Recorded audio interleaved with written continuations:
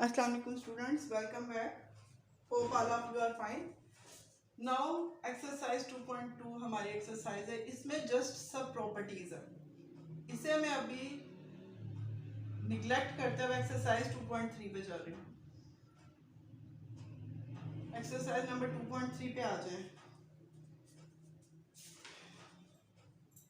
Exercise 2.3 है, write each radical expression in exponential notation and each exponential expression in radical notation.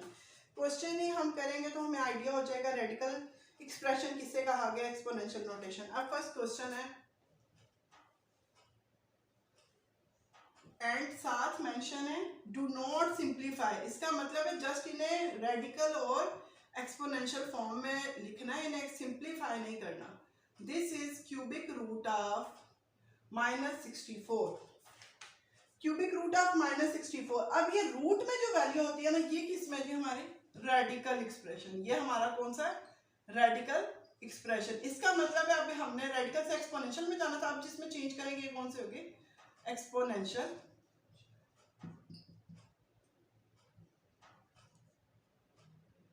Exponential notation हो जाएगी हमारे पास।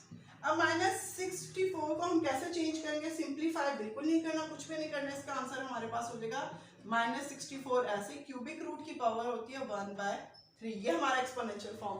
अब extra theories करवाने से बेहतर था कि क्वेश्चन से इजीली आपको समझ आ रहा है। क्या है हमारे पास एक्सरसाइज 2.3 का फर्स्ट क्वेश्चन था, आपने जो रेडिकल एक्सप्रेशन में थे उन्हें एक्सपोनेंशियल नोटेशन में लेके जाना और जो एक्सपोनेंशियल एक्सप्रेशन में थे उन्हें रेडिकल। अभी पहला रेडिकल फॉर्म में था, हमने इसे एक्सपोनेंशियल नोटेशन में ऐसे शो कर दिया। सेकंड क्वेश्चन भी इसका मैं करवा रही हूँ, बाकी आपने खुद करना है। सेकंड क्वेश्चन है, सेकंड पार्ट 2 की पावर है 3/5। अब ये किस फॉर्म में हमारे पास एक्सपोनेंशियल नोटेशन में, हमने इसका मतलब इसे रेडिकल में चेंज करना है। रेडिकल में चेंज तो हम कर देंगे, लेकिन हमें पता है रेडिकल्स में स्क्वायर रूट हो, क्यूबिक रूट हो, फोर्थ रूट है हमारे पास, क्वाड्रेटिक फिफ्थ रूट है, इनकी वैल्यूज क्या होती है स्क्वायर रूट की 1/2, पावर क्या होती है इसकी 1/3, 1/4 अप टू सो ऑन, जैसे जैसे रूट होता है उसकी 1/समथिंग। अब अगर इधर आप देखो पावर क्या है, 2 की पावर है 3/5, इसका मतलब है हमने इसे सिंप्लीफाई तो नहीं कर रहे, लेकिन पहले इसे चेंज करेंगे 3 × 1/5। अब 1/5 हुआ तो अब ये रेडिकल फॉर्म में चेंज हो सकता है और 3 साथ पावर अलग होगी, 2 की पावर 3 फिफ्थ रूट ऑफ 2 का क्यूब। ये एक्सपोनेंशियल फॉर्म से रेडिकल फॉर्म में भी हमारा चला गया और हमने सिंप्लीफाई नहीं किया यहाँ पर, ये जस्ट हमने रूट में चेंज करने के लिए जो नेसेसरी थिंग थी वो की। तो अगर सिंप्लीफाई का मतलब है 2 का क्यूब भी फाइंड करें, 2 का क्यूब को हमने नहीं फाइंड किया इसलिए ये सिंप्लीफाई नहीं हुआ, ये हमारा आंसर है जी। स्टूडेंट्स क्वेश्चन नंबर 3 जो है वो आप लोगों ने खुद करना है। Now moving towards first question का क्वेश्चन नंबर 3 जो है वो आपने करना है। फोर्थ पार्ट पे है, y की पावर है -2/3। एक तो माइनस वैल्यू में रूट नहीं होता, हमारी पॉजिटिव वैल्यूज है 1/2, 1/3। दूसरा फिर वही बात है 2 को अलग हमने करना है तो हम पूरा -2 अलग कर देंगे, क्या करेंगे -2 होल पावर 1/3। ये एक्सपोनेंशियल फॉर्म था, इससे किसमें हमने चेंज कर दी ऐसे रेडिकल फॉर्म में। y की पावर -2 रूट के अंदर आ गया और क्यूबिक रूट है y की पावर -2, ये हमारा आंसर आ गया। इसका सेकंड पार्ट है tell whether the following statements are true और फॉल्स। ये आपने कैसे बताना है जी ट्रू है या फॉल्स है। फर्स्ट इसका पार्ट है, सिर्फ एक पार्ट में करवा रहे हैं। इसका भी 5 की power 1/5 is equal to square root of 5। इनमें से किसी एक साइड को अगर आप सॉल्व करें, इस साइड को अगर आप सॉल्व करें या इस साइड को, अपनी मर्जी है, इसे अगर सॉल्व करें क्या बन जाएगा 1/5 पावर वाला फिफ्थ रूट होता है, ये हो गया fifth root of 5 is equal to square root of 5। जो इम्पिटी जिसमें इधर वैल्यू नहीं लिखी होती ये स्क्वायर रूट होता है। ये कहीं से भी आपस में आपको इक्वल लग रहा है, या इसी तरह अगर रहने दिया जाए 5 की पावर 1/5 इक्वल टू 5 का रूट है तो इसकी पावर 1/2, ये कहीं से भी इक्वल लग रहा है आपको, सो इट इज फॉल्स। ऐसे इसका second part, third part, fourth सब आपने खुद सॉल्व करना है। सेकंड पार्ट का थोड़ा सा कॉन्सेप्ट देख लें। 2 की power 2/3 is equal to cubic root of 4। 2 की पावर है हमारे पास 2/3 is equal to cubic root of 4। अब आप कहेंगे, अगर आप देखेंगे आप कहेंगे जी ये तो इक्वल नहीं है, ये फॉल्स है। अगर हम इस पार्ट को सॉल्व करें, 2 का स्क्वायर पावर 1/3 अलग होके क्या हो गया क्यूबिक रूट। अभी ये 2 का स्क्वायर है, सॉल्व हो सकता है ना। क्यूबिक रूट ऑफ 2 का स्क्वायर 2 इंटू 2 इज 4, ये इसके इक्वल है।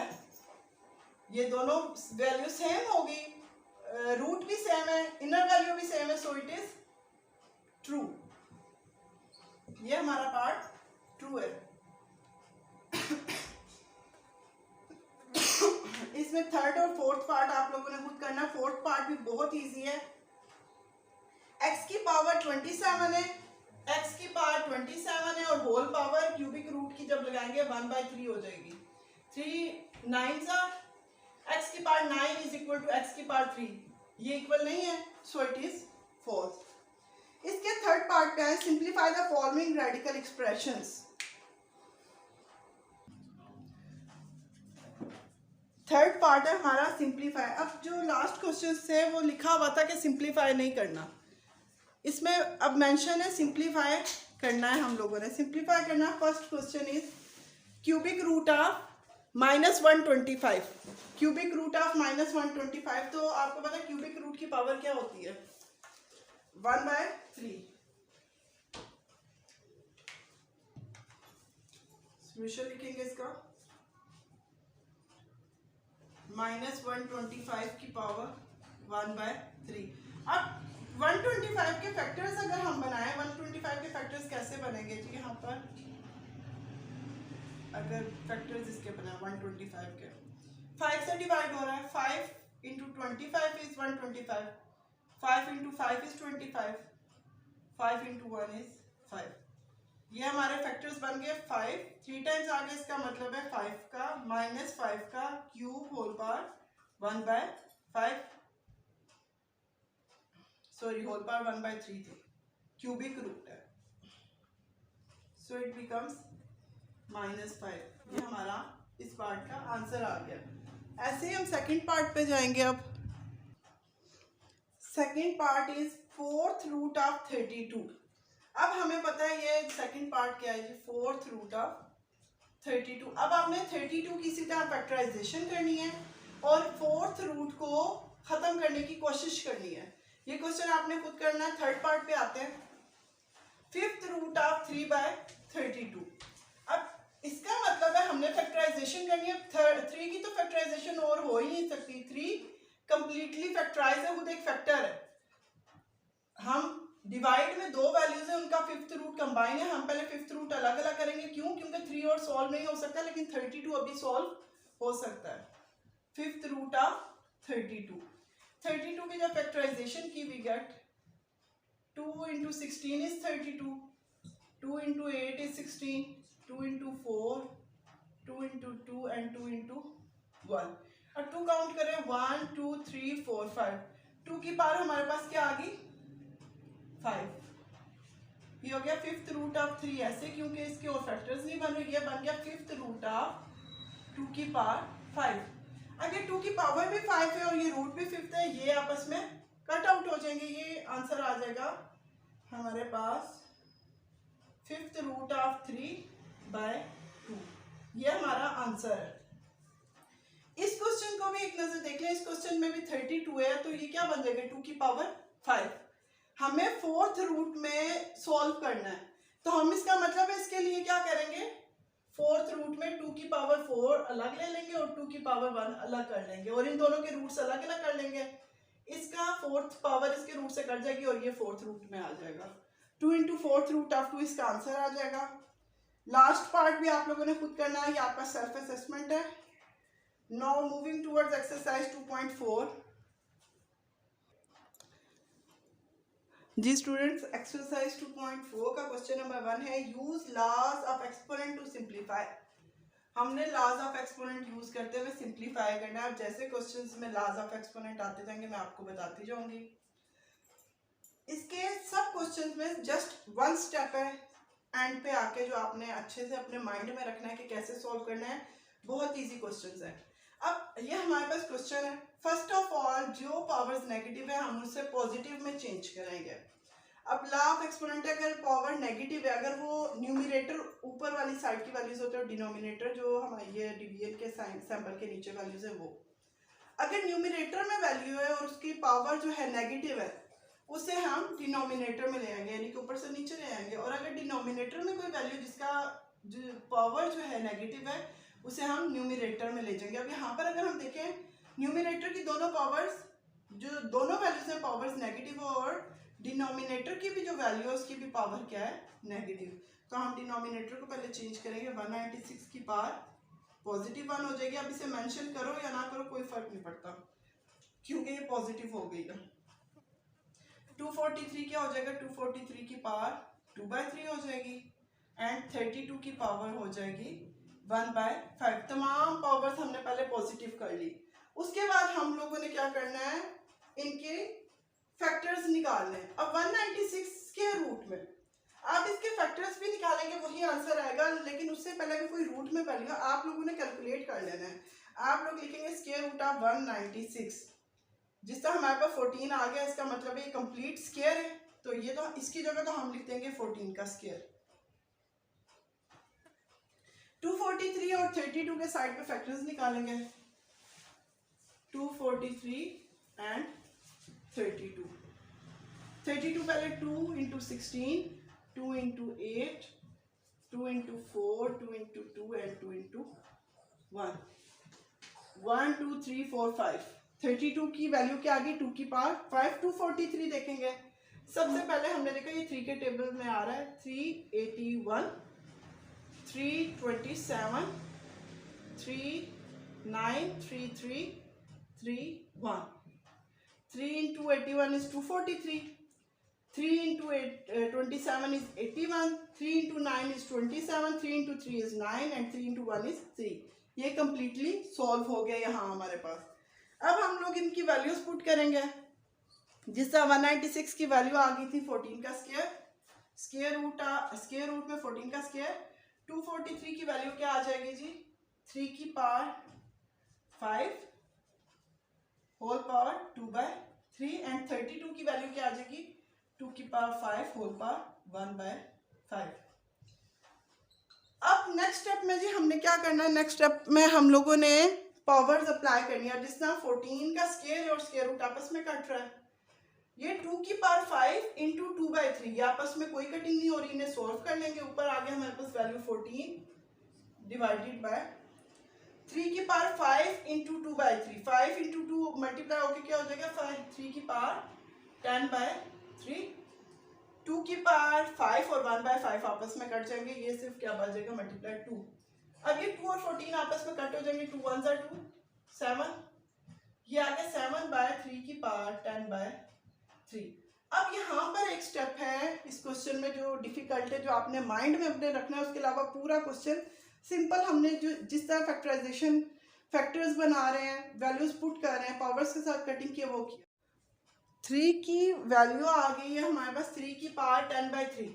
अब 10/3 तो अगर हम इसे रूट में या कोई भी वैल्यू बनाना तो इसकी वैल्यू नहीं बन रही। अगर हम ऐसा कर रहे हैं 3 की पावर 10/3 के फैक्टर्स, 10/3 के कुछ ऐसे फैक्टर्स बना लें 3 कि जब उन्हें हम सॉल्व करेंगे तो वापस 10/3 बन जाए, 3 + 1/3।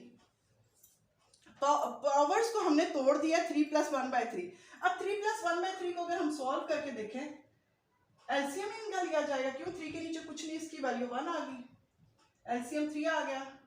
1 कितने साथ 3 होता है, 1 × 3 is 3, सो 3 × 3 is 9 + 1 10/3। इसका मतलब है ये हमने फैक्टर्स बिल्कुल सही बनाए, क्योंकि जब इन फैक्टर्स को दोबारा सॉल्व किया हमारे पास आंसर क्या आ गया 10/3। सिर्फ ये आपने माइंड में अच्छे से फैक्टराइजेशन रखनी है कि 10/3 की पावर को हमने कैसे फैक्टराइज किया और उसकी फैक्टराइजेशन के बाद उसे ऐसे सॉल्व भी करके देखें, पूरा सॉल्व करें। अगर वो आंसर 10/3 बन रहा है इसका मतलब है आपने ठीक फैक्टर्स बनाए।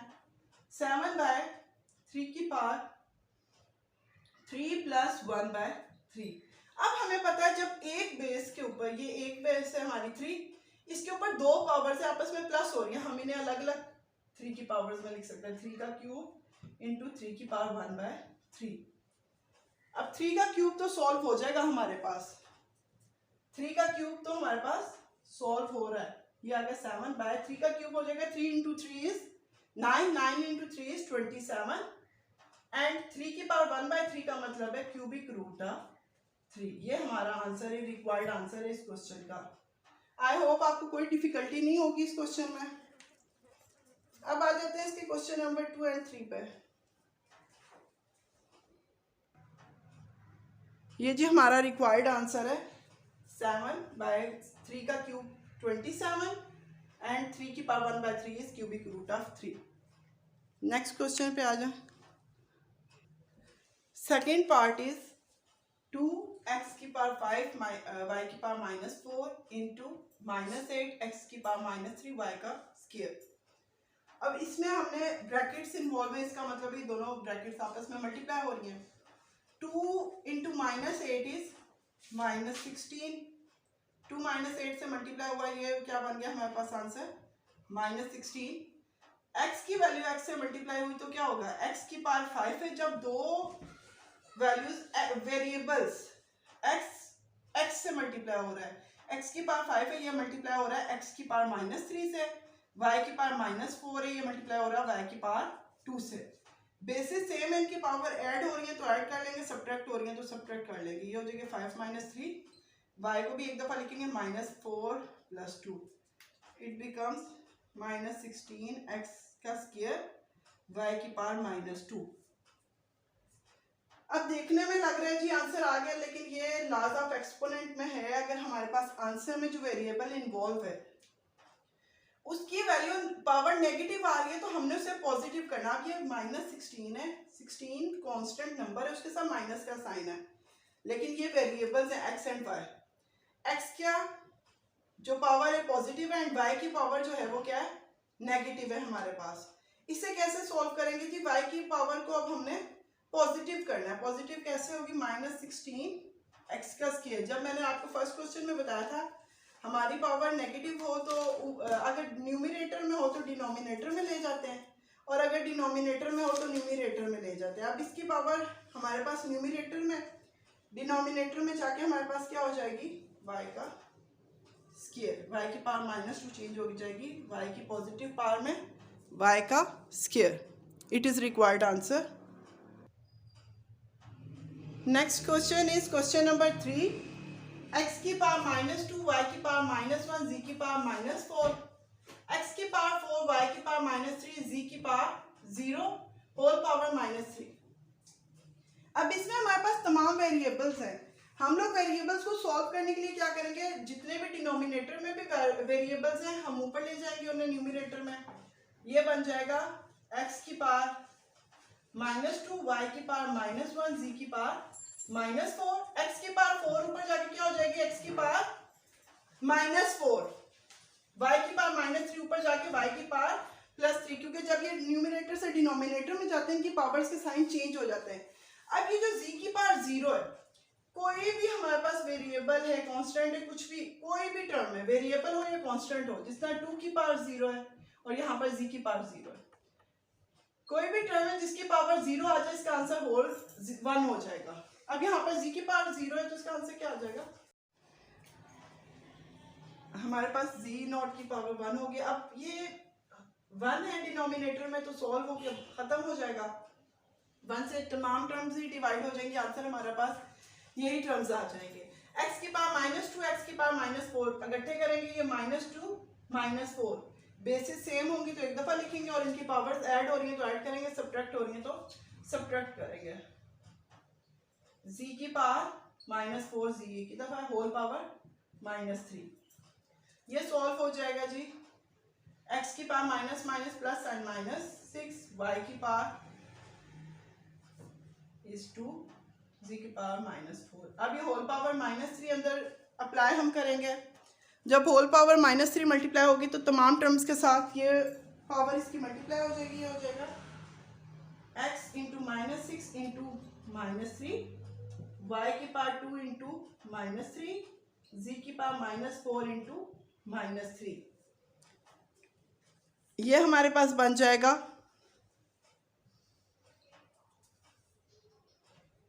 x की power minus plus 6 into 3 is 18, x की पावर 18 y की पावर हो जाएगी हमारे पास 2 इंटू 3 इज 6, साइन माइनस का आ गया, z की पावर इज 12। अभी जिस तरह हमने लास्ट क्वेश्चन में देखा था, कोई भी वेरिएबल इन्वॉल्व है, जब हम आंसर लिखने लगते हैं उसकी कोई पावर अगर नेगेटिव है उसे हम पहले पॉजिटिव में चेंज करेंगे। इन दोनों की पावर्स पॉजिटिव है, y की पावर नेगेटिव है, x की पावर 18, z की पावर 12 डिवाइडेड बाय y की पावर 6, ये हमारा आंसर है। इसी तरह हमारे 2.4 एक्सरसाइज के 3 क्वेश्चंस हो गए। होप सो आपको अच्छे से समझ आ गए होंगे ये तमाम क्वेश्चंस। अगर आपको अच्छे से समझ आए काइंडली सब्सक्राइब करें मेरा चैनल एंड वीडियोस को ध्यान से देखें और साथ साथ प्रैक्टिस भी करें। थैंक यू, अल्लाह हाफिज़।